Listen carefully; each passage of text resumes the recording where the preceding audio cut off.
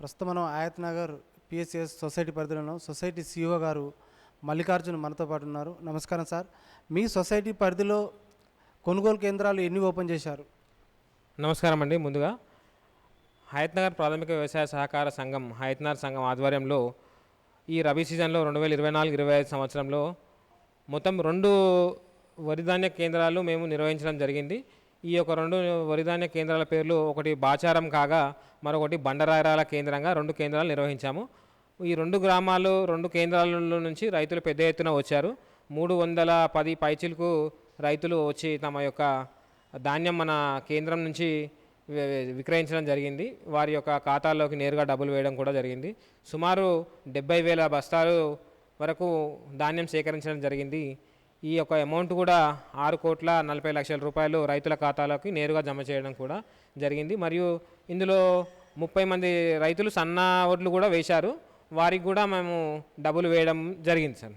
Sir, మీ కొనుగోలు కేంద్రాల్లో ఏ ధాన్య సేకరణ చేపట్టారు? అలాగే మౌలిక సదుపాయాలు ఏం కల్పించారు సార్?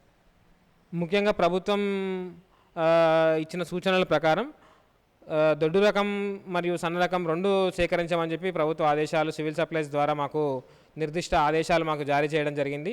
వారు చెప్పిన దాని ప్రకారమే మేము దొడ్డువి సేకరించాము మరియు రైతులు పండించిన సన్నవి కూడా సేకరించాము. ఈ సేకరణలో 2 కేంద్రాలు నిర్వహించుటకు రైతులకు ఎటువంటి ఇబ్బంది కలగకుండా వారికి అన్ని సదుపాయాలు, మౌలిక సదుపాయాలు కానీ లేకపోతే ఇప్పుడు మా త్రాగునీరు వాళ్ళకు రైతులు వచ్చి వెయిట్ చేయడానికి షెడ్ వేయడం జరిగింది. వారికి త్రాగునీరు మంచి కొద్దిగా ఎండలు ఉండడం వల్ల మొన్న నీరు కూడా చాలా మంచిగా ఇచ్చినాము, టెంట్ వేసినాము.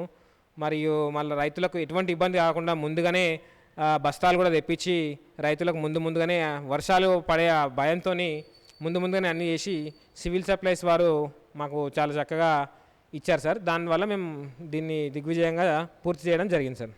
మీ కొనుగోలు కేంద్రాలలో దొడ్డు ధాన్యం కానీ సన్నధాన్యం కానీ సేకరణ ఎలా జరిగింది? వాటికి మద్దతు ధర ఎంత? దాంతోపాటు బోనస్ ఎంత కాలంలో రైతు ఖాతాలో జమ చేస్తున్నారు?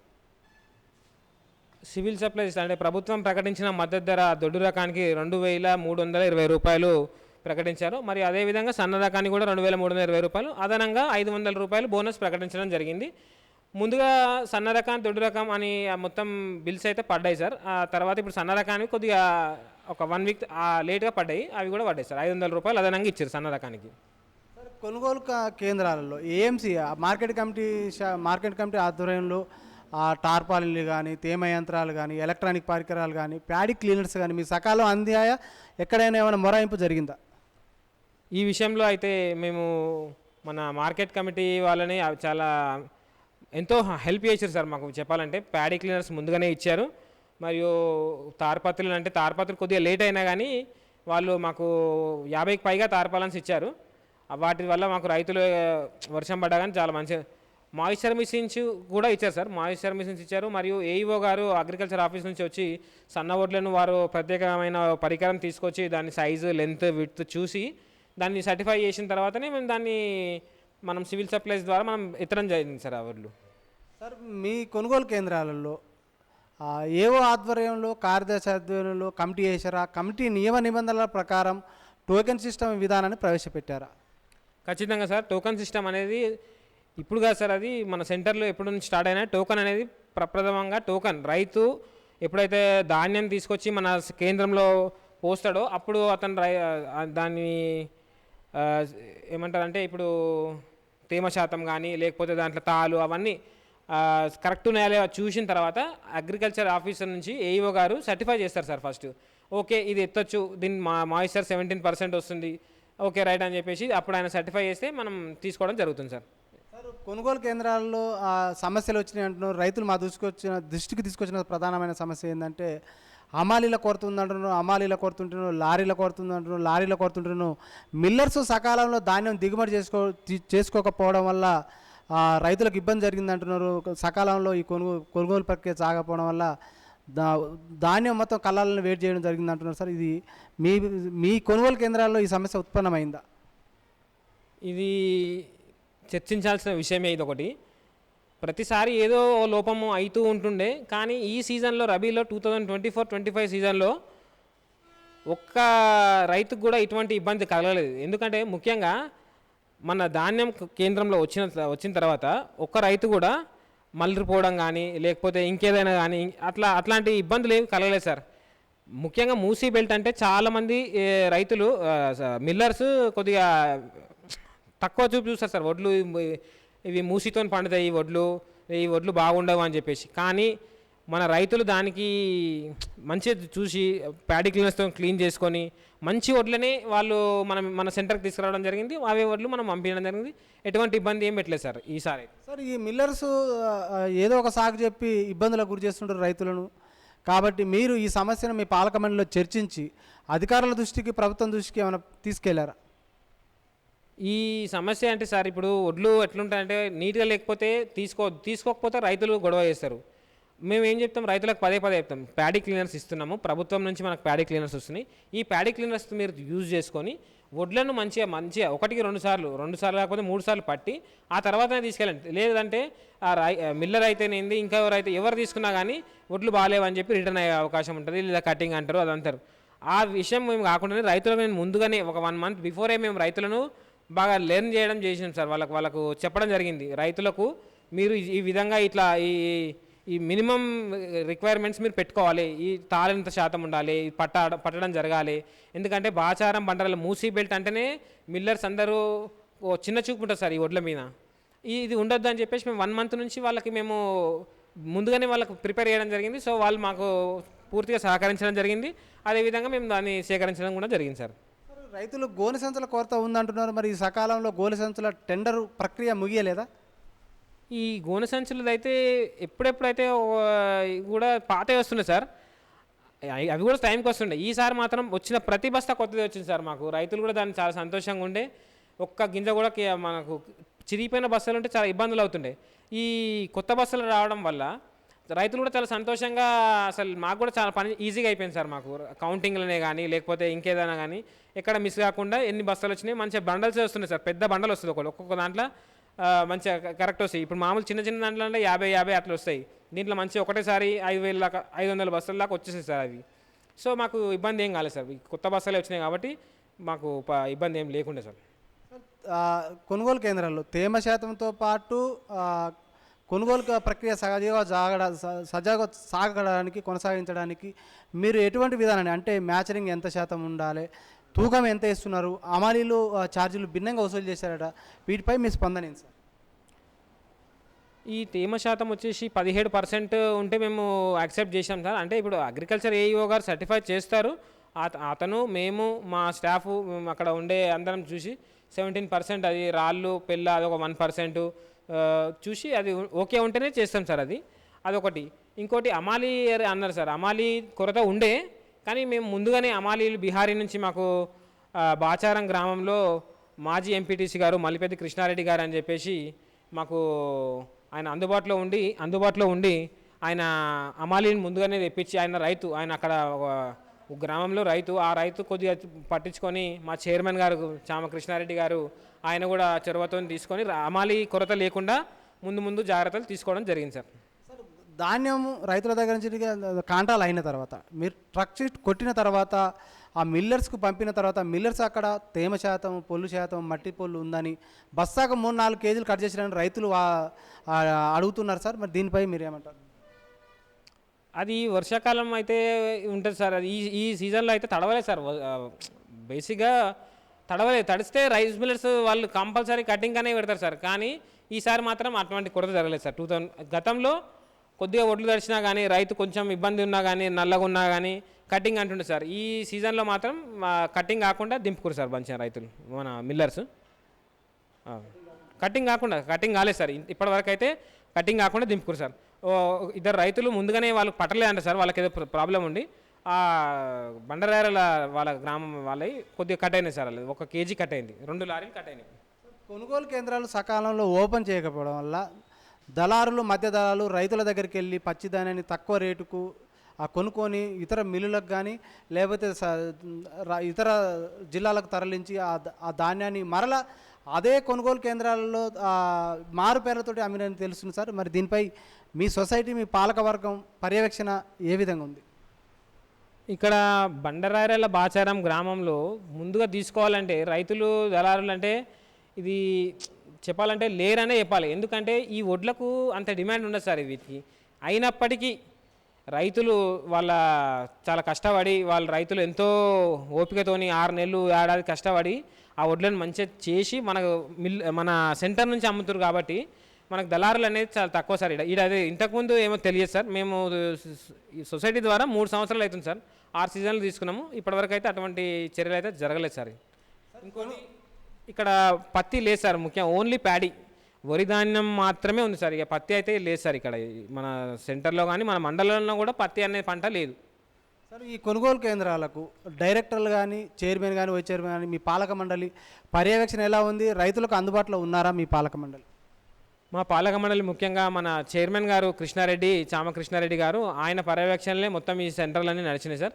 మొత్తం ఆయన ప్రతిరోజు ప్రతి సాయంత్రం మాకు రిపోర్ట్ తీసుకోవడము, మరియు ఏదైనా సలహాలు కావాలన్నా సందేహాలున్నా మేము డైరెక్ట్ కలెక్టర్తో మేము మాట్లాడుకున్నా మా చైర్మన్ గారు కలెక్టర్ దృష్టికి, మన జాయింట్ కలెక్టర్ దృష్టికి తీసుకెళ్ళి ఆయన ఎప్పటికప్పుడు ప్రాబ్లం సాల్వ్ చేసి, ముఖ్యంగా చెప్పాలంటే మా అధ్యక్షులు దీనిపైన ఎక్కువ చర్య అంటే పర్యవేక్షించారు సార్. సార్, ఈ రబీ సీజన్లో ప్యాడీ ప్రొక్యూర్మెంట్ ఎంత జరిగింది? ఎంత టర్న్ ఓవర్ చేశారు మీరు ఈ రబీ సీజన్లో? సార్, మన బాచారం బండరాల రైతులు మొత్తం కలిపి 310 రైతుల వరకు మనం ధాన్యం సేకరించడం జరిగింది. మొత్తం వచ్చేసి 27,000 క్వింటాల్ సార్. అది అమౌంట్ వచ్చేసి మొత్తం 6,40,00,000 వరకు వచ్చింది సార్. అది రైతుల ఖాతాలో వేయడం జరిగింది కూడా. మీ సొసైటీ పరిధిలో ఉన్న రైతుల సభ్యత్వాల సంఖ్య ఎంత? మాది హైత్నార్ సొసైటీ పరిధిలో మొత్తం 12 గ్రామాలు ఉన్నాయి సార్. 12 గ్రామాల్లో మొత్తం ఇప్పటి వరకు ప్రజెంట్ ఉన్న వరకు 1000 చిల్లర ఉన్నారు సార్. కరెక్ట్గా చెప్పాలంటే 1100 మంది వరకు సభ్యులు ఉన్నారు సార్. ఇందులో ఈ సభ్యులు మొత్తం మన సంఘంలో సేవలు అందుకుంటారు సార్. ఈ సొసైటీ పరిధిలో రైతుకు సభ్యత్వం కలిగి ఉండాలంటే సభ్యత రుసుము ఎంత చెల్లించాలి? ఎంత భూమిని కలిగి ఉండాలి రైతు? ఈ సంఘంలో సభ్యత్వం రావాలంటే ముందుగా సంఘ నివాస పరిధిలో నివాసమైనా ఉండాలి, సంఘ ఏరియా ఆఫ్ ఆపరేషన్లో నివాసమైనా ఉండాలి, లేదా వ్యవసాయ భూమి అయినా ఉండాలి. ఈ రెండిట్లో ఏదన్నా మనం సభ్యత్వం ఇస్తాం సార్. ఈ రెండిట్లో ఉండి మనకు 330 రూపాయలు రుసుము చెల్లించి 300 రూపాయలు అడ్మిషన్ ఫీజు కింద వాటాధనం కింద తీసుకుంటే 30 రూపాయలు సేల్ ఆఫ్ ఫార్మ్స్ కింద తీసుకొని వాళ్ళకి సభ్యత్వం ఇవ్వడం జరుగుతుంది సార్. ఈ సొసైటీ పరిధిలో ప్రధానమైన పంట ఏమేస్తున్నారు? మన సంఘం పరిధిలో మొత్తం ముఖ్యంగా ప్యాడీ ఒకటే డిపెండ్ ఉంటుంది సార్. ప్యాడీ మీదనే ఆధారపడి ఉంది రైతులందరూ. ప్యాడీ ఒకటే వేస్తారు సార్. ఇక కొంతమంది అక్కడ 8 వాళ్ళు గడ్డి వేస్తారు సార్. గడ్డి వేసుకుంటారు, బలరా గడ్డి వేస్తారు. మేజర్ అయితే 90% ప్యాడీ వరి ధాన్యం వేస్తారు సార్. ఈ సొసైటీ పరిధిలో రైతులు పండించిన ధాన్యం నిల్వ చేసుకోవడానికి ఏమైనా గోడౌన్స్ నిర్మాణం జరిగిందా ఈ సొసైటీ పరిధిలో? అవి ఎంత కెపాసిటీ మేరకు ఆ గోడౌన్స్ పనిచేస్తున్నాయి? ఇదొకటి మా సొసైటీకి దురదృష్టం అని చెప్పాలి సార్. ఇప్పటివరకు అయితే ప్రజెంట్ ప్రభుత్వానికి మా అధ్యక్షులు ఎన్నోసార్లు ప్రభుత్వం దృష్టికి తీసుకెళ్లారు. ఇప్పుడు కాదు, ఆయన మొదటగా 2012లో అధ్యక్షులు అయ్యారు. అప్పటి నుంచి ఆయన ప్రయత్నాల్లోనే ఉన్నాడు. గత ప్రభుత్వానికి కూడా ఎన్నో అప్లికేషన్లు పెట్టడం జరిగింది. కానీ ఇప్పటివరకు దురదృష్టవశాత్తు మనకు ఒక్కటి కూడా మనకు ఇంతవరకు శాంక్షన్ కాలేదు సార్. ఇప్పుడు మా అధ్యక్షులు కూడా చాలా ప్రయత్నం చేస్తుంది సార్. ఈసారి ఎట్లకెళ్ళి తేవాలి అన్న గట్టి ప్రయత్నమే చేస్తుంది సార్. దీనివల్ల రైతులకు కూడా ఉపయోగపడుతుందని మేము భావిస్తున్నాం సార్. సార్, మీ సొసైటీ పరిధిలో రైతులకు ఇప్పటివరకు ఎంతమందికి 2 లక్షల రుణమాఫీ జరిగింది సార్? తెలంగాణ ప్రభుత్వం ఇప్పుడు కొత్తగా రేవంత్ రెడ్డి గారు వచ్చిన తర్వాత, ముఖ్యమంత్రి రేవంత్ రెడ్డి గారు వచ్చిన తర్వాత రుణమాఫీ అనేది ప్రవేశపెట్టారు కదా. ప్రవేశపెట్టినప్పుడు అందులో మా సంఘం తరఫు నుంచి ఒక 172 మంది సభ్యులకు రుణమాఫీ లిస్టులో వాళ్ళ పేరు వచ్చాయి సార్. కానీ అందులో 140 మందికి మాత్రమే రుణమాఫీ చేయడం జరిగింది. మళ్ళీ ఇంకొక 32 మంది పెండింగ్లో ఉన్నారు సార్. వాళ్ళది కూడా వస్తుందని మేము ఆశిస్తున్నాము. అదే సార్, మీరు మీ సొసైటీ పరిధిలో ఉన్న రైతులకు ఖరీఫ్ సీజన్ కానీ రబీ సీజన్లో కానీ స్వల్పకాలిక రుణాలు కానీ దీర్ఘకాలిక రుణాలు కానీ మధ్యకాలిక రుణాలు కానీ ఏమైనా ఇన్పుట్ సబ్సిడీ పరికరాలు ఏమేమి అందిస్తున్నారు? ఎంతమందికి అందిస్తున్నారు? రైతులకు ఎలాంటి సేవలు సదుపాయాలు ఈ సొసైటీ కల్పిస్తుంది? మా యొక్క సభ్యులకు ముఖ్యంగా దీర్ఘకాలిక రుణాల కింద ఇప్పటి వరకు 2 కోట్ల వరకు రుణాలు అందించడం జరిగింది సార్. వాళ్ళకి ముఖ్యంగా డైరీ పైన లోన్స్, డైరీ, షీప్, గోట్, ఆవులు, కౌస్ పైన మేము లోన్ ఇవ్వడం జరుగుతుంది సార్. ఇది వచ్చేసి ముఖ్యంగా స్వల్పకాలిక రుణాల పైన ఎక్కువ తీసుకుంటారు సార్ రైతులు. ఎందుకంటే వాళ్ళు పంట మీద డిపెండ్ అవుతారు కాబట్టి పంట రుణాలు కూడా 2 కోట్ల వరకు మేము ఇవ్వడం జరిగింది సార్. ఈ ఈ స్వల్పకాలిక రుణాలకు ఇన్ టైంలో కడితే సెంట్రల్ నుంచి అంతే రిబేట్ 3% ఆర్ 4% అందుతుందా? ఇది స్వల్పకాలిక రుణాలు టైం టు టైం రెన్యువల్ అంటే మార్చిలో ఒకసారి సెప్టెంబర్లో ఒకసారి 6 నెలలకు ఒకసారి రెన్యువల్ చేసిన వాళ్ళకు కూడా మనకు సెంట్రల్ గవర్నమెంట్ నుంచి రిబేట్ వచ్చేసి 4% సబ్సిడీ సబ్మిషన్ అంట సార్, అది 4% వస్తుంది సార్. అది కేంద్ర ప్రభుత్వం నుంచి, మన తెలంగాణ ప్రభుత్వం నుంచి కూడా 3% రావాలి, కానీ ఇంకా అది పెండింగ్లో ఉంది సార్, అది వస్తుంది. సార్ మీ సొసైటీ పరిధిలో ఉన్న రైతులకు అంటే ఈ సేవలు అందించడానికి ఇటీవల కేంద్ర ప్రభుత్వం ఎఫ్ఓలుగా విస్తరించడానికి ప్రతిపాదన చేసింది సార్. మరి మీ సొసైటీ పరిధిలో ఎఫ్ఓ ఫార్మర్ ప్రొడ్యూసర్స్ ఆర్గనైజేషన్కి ఏమైనా విస్తరించే అవకాశం మీ సొసైటీ పరిధిలో ఉన్నాయా? ఇది ఒకటి మా సంఘానికి ఒక చక్కని అవకాశం లాగా మేము భావిస్తున్నాం సార్. ఎందుకంటే కేంద్రం మనకు కేంద్రము చేపట్టిన ఈ కార్యక్రమం ఎఫ్పిఓ కార్యక్రమంలో అందులో మన తెలంగాణ నుంచి 300 పైచిలకు అయినాయంట. దాంట్లో మన రంగారెడ్డి డిస్టిక్లో 14 సంఘాలు అయినాయి. అందులో కూడా మేము ఉండడం, హైతనార్ సంఘం కూడా ఎఫ్పిఓ కింద ఉన్నందున మేము చాలా సంతోషం వ్యక్తం చేస్తున్నాం సార్. ఇంకోటి ఏంటంటే ఎఫ్పిఓ అనేది చాలా చక్కటి ఒక స్కీమ్ సార్ అది. ఎందుకంటే రైతులు నేరుగా వాళ్ళు తమ పండించిన పంటని ఎక్కడో అక్కడ వెళ్లకుండా డైరెక్ట్ ట్యాగింగ్ చేసి వాళ్ళ సొంత పేరుతో వాళ్ళు చేసి, వాళ్ళు దళారులు లేకుండా వాళ్ళు ఏదైతే పండిస్తారో డైరెక్ట్ అమ్ముకునే విధంగా కేంద్రం ఈ ఒక స్కీమ్ని తెచ్చింది చూడండి సార్, అది చాలా సంతోషం. ఈ స్కీమ్లో మేము ఉన్నందుకు ఇంకా చాలా సంతోషం పడుతున్నాం సార్. సార్ కేంద్ర ప్రభుత్వం నుంచే గ్రాంట్ కానీ రాష్ట్ర ప్రభుత్వం నుంచే గ్రాంట్ కానీ నాబార్డు గ్రాంట్ కానీ మీ సొసైటీకి ఎలా అందుతుంది? మీ సొసైటీలు ఎలా బలోపేతం అవుతున్నాయి? ఇప్పుడు కేంద్ర ప్రభుత్వం నుంచి అంటే నాబార్డు నుంచే సార్ మాకు ఏ గ్రాంట్ రావాలన్నా కానీ, నాబార్డు అంటే కేంద్ర ప్రభుత్వం నుంచే వస్తుంది సార్. ఇప్పుడు టైం టు టైం కడితే ఇంతకుముందు రిబేట్ ఉంటుండే సార్, 6% రిబేట్ ఉంటుండే, అది ఇప్పుడు రిబేట్ రావట్లేదు. కానీ రిబేట్ రాకున్నా కానీ కేంద్రం అయితే సహాయాలు చేస్తున్నాయి సార్. ఎందుకంటే మా తక్కువ రేట్ ఆఫ్ ఇంట్రెస్ట్కి మాకు డబ్బులు ఇవ్వడం, రైతులకు నేరుగా మేము లోన్లు ఇవ్వడము, ఇది ఒక సబ్సిడీ అయితే ఉంది. కానీ ఇప్పుడు ప్రజెంట్ అయితే లేదు సార్, ఇది వస్తుందని మేము ఆశిస్తున్నాం సార్. సార్ మీకు 44 జీవో ప్రకారం కాబట్టి ఇప్పుడు 82 జీవో వచ్చింది. ఆ జీవో ప్రకారం సొసైటీలో పనిచేస్తున్న సహకార సిబ్బంది జీతభత్యాల విషయంలో, గ్రాట్యుటీ విషయంలో కానీ, బెనిఫిట్స్ కానీ మీకు ఏ విధంగా అందుతున్నాయి? మీకు ఆ జీవో ప్రకారం మీకు జీతభత్యాలు అందుతున్నాయా సార్? గతంలో మేము 2012లో అంటే 2009లో మేము చేశాం సార్, 10 నుంచి చేశాం సార్. అప్పుడు మేము ఇందులో పేరు ఎక్కలేదు. అప్పుడు వైఎస్ రాజశేఖర రెడ్డి గారు 151 జీవో తీసుకొచ్చారు. ఆ జీవో ఇది టైం బాగాలేకనో ఏదో కానీ అది జీవో కూడా పని చేయలేదు సార్. అది తర్వాత ఇంకా 2012 నుంచి మా పేరు మినిట్స్లో మేము బోర్డు కమిటీ మా పేరు నమోదు చేయడం జరిగింది. ఆ తర్వాత కూడా మాకు ఎటువంటి జీవో లేదు, మామూలుగా అధ్యక్షుల వారు ఏ జీతం ఇస్తే అది తీసుకోవడం, పని చేయడం ఇలా జరిగింది. కేసీఆర్ గత ప్రభుత్వంలో టీఆర్ఎస్ ప్రభుత్వం 44 జీవో తెచ్చి అది చేసింది సార్. అది కూడా ఇప్పుడు ప్రజెంట్ అయితే అదే నడుస్తుంది సార్. మళ్ళీ దాని మీద కూడా అది రద్దు అవుతుందంట అనే ఊహాగానాలు వినిపిస్తున్నాయి సార్. అది ఎంతవరకు నిజమో మా వరకు అయితే రాలేదు సార్. ఇంకా అది సార్ ఇటీవల 44 జీవో విడుదల చేశారు సార్. దాని ఉద్దేశం ఏంటంటే రాష్ట్ర సహకార సొసైటీతో పాటు వ్యవసాయ కమిషనర్ గారు ఏంటంటే దాని ఉద్దేశం పిఎస్సిఎస్ సొసైటీలో పనిచేస్తున్న సీఈఓల బదిలీలు చేపట్టాలి. ఎక్కడైతే అదే సొసైటీలో ఏళ్ల తరబడి పనిచేస్తూ అక్కడ ఆ సొసైటీని ఆర్థికంగా నష్టపడుతున్న అవకతవకలు పాల్పడ్డారు అన్నారు సార్. ఈ సొసైటీలో పనిచేస్తున్న సీఈఓల బదిలీలను మీరు స్వాగతిస్తున్నారా సార్? ఖచ్చితంగా 100% స్వాగతిస్తాం సార్. ఎందుకంటే బదిలీ ఉంటేనే ఏమంటారు సార్, ఇప్పుడు ఈ నీరు పక్కకి జరుగుతుంటేనే కదా సార్ మార్పు అనేది వస్తుంటుంది. మాలో కూడా కొద్దిగా మాకు కూడా ఇది అవుతుంటుంది. ఒకే తాను ఉంటే డెవలప్మెంట్ అనేది కాదు సార్. ఖచ్చితంగా వీటిని స్వాగతిస్తాం సార్. ట్రాన్స్ఫర్ అనేది అవ్వాలి.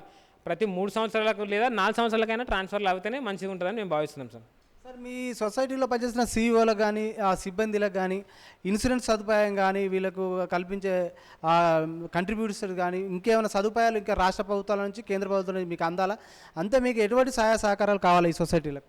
సార్ ఈ విషయంలో అయితే మేము మా సిబ్బంది ఏ సిబ్బంది అయినా సార్, జిల్లాలనే కాదు మన తెలంగాణ రాష్ట్ర స్థాయిలో కూడా ఎండనక వాననక డైరెక్ట్ గ్రౌండ్ లెవెల్లో వర్క్ చేసేది అంటే సంఘ సిబ్బంది సార్. నేరుగా రైతును కలిసేది, రైతు పొలాల దగ్గరికి పోయేది, అటువంటి సేవలు అందించే సిబ్బందికి మనం ప్రభుత్వం ద్వారానే కానీ, మన సంఘం ద్వారానే కానీ, పాలక మండలి కానీ ఎవరైనా సరే సార్, వాళ్ళకి కావాల్సిన చిన్న చిన్న సహాయాలు అంటే ఇప్పుడు ఇన్సూరెన్స్ అనేది మనిషికి చాలా ఇంపార్టెంట్ థింగ్ సార్. అది ఇన్సూరెన్స్ కంపల్సరీ ఇవ్వాలి సార్. ఇన్సూరెన్స్ అయినా కానీ, ఇంకా హెచ్ఆర్ అని కానీ, ఇంకా అది కానీ కొన్ని బెనిఫిట్స్ అయితే మనం ఏదైనా ఇంకా ముందుకు పడి పని చేస్తామని చెప్పి మేము ఆశిస్తున్నాం సార్. చేస్తారని కూడా మేము ప్రభుత్వాన్ని కోరుకుంటున్నాం సార్. ఫైనల్ సార్, ఈ సొసైటీ పరిధిలో ఉన్న రైతులకు మీ సొసైటీ రుణాలు అంటే ఎరువులు కానీ విత్తనాలు కానీ సబ్సిడీ ఎత్తులు కానీ పంట మార్పిడి విషయంలో కానీ మీరు రైతులకు ఈ సొసైటీ ఎలాంటి అవకాశాలు కల్పిస్తుంది, వారికి ఎలాంటి సదుపాయాలు కల్పిస్తుంది ఈ సొసైటీ? రైతులకి ముఖ్యంగా సార్ ఇప్పుడు మా దగ్గర లోన్ తీసుకుంటే బెనిఫిట్ ఏమవుతుందంటే సార్, ఈ పూర్వం ఉంటుండే కానీ ఇప్పుడు అంత కమర్షియల్ బ్యాంక్ లాగా మేము పీడిచ్చే రకం అంటే ఈ సంఘాల మీద అదో మంచి అభిప్రాయం ఉంది సార్. మేము కూడా రైతులను అదే మోటివేట్ చేస్తాం, మీరు బయట వెళ్ళి తీసుకోకండి, మా దగ్గర తీసుకోండి లోన్స్ ఏవైనా సరే, మేము దానికి తక్కువ రేట్ ఆఫ్ ఇంట్రెస్ట్ ఉంటుంది, మీకు భవిష్యత్తులో కూడా మీకు మంచిగా ఉంటుంది, ఇది క్లియర్గా ఉంటుంది. మా సొసైటీలో తీసుకుంటే అది దీర్ఘకాలిక రుణాలైనా స్వల్పకాలిక రుణాలైనా ఇప్పుడు కొత్తగా బ్యాంక్ ద్వారా డీసీసీబీ బ్యాంక్ ద్వారా ఎడ్యుకేషన్స్ లోన్స్ కూడా ఇస్తున్నాం సార్. మన రైతుల పిల్లలు ఫారెన్కి వెళ్ళినా కానీ లేదా ఎడ్యుకేషన్ టూరు లేదా ఇంకా కార్ లోన్స్ హౌసింగ్ లోన్స్ కూడా ఇవ్వడం జరుగుతుంది సార్. సరే, భూసారం పెంపొందించడానికి ఏమైనా సబ్సిడీ విత్తనాలు ఎరువులు ఏమైనా అందిస్తున్నారా? దాంతోపాటు పంట మార్పిడిపై ఎలాంటి అవగాహన సదస్సులు నిర్వహిస్తుంది సొసైటీ? ఈ యొక్క అంశం పైన అయితే అగ్రికల్చర్ ఆఫీసర్ వాళ్ళు చూస్తారు సార్ ఇది. ఎందుకంటే ఏఓ గారు వారు భూమిని పరీక్షించి మరి ఆ భూమికి ఎటువంటి మందులు అవి కావాలి, ఈ భూమి సారం ఎటువంటిది అని తెలుసుకోవాలంటే ఖచ్చితంగా వాళ్ళు చూసి వాళ్ళ సలహాలు తీసుకోవాలని నేను అనుకుంటున్నాను సార్. సార్, మీ సొసైటీ పరిధిలో రైతు వారోత్సవాలు నిర్వహించడంతో పాటు రైతులకు మీరు రుణాలు కల్పిస్తున్నారు కదా, ఆ రుణాలలో ఇన్పుట్ సబ్సిడీ అందే విధంగా దాంతోపాటు ప్రకృతి వైపరీత్యాలు సంభవించినప్పుడు కేంద్ర రాష్ట్ర ప్రభుత్వాల నుంచి ఎలాంటి ఇన్సూరెన్స్ సదుపాయం, ఎలాంటి అవకాశాలు రైతులకు అందుతున్నాయి సార్?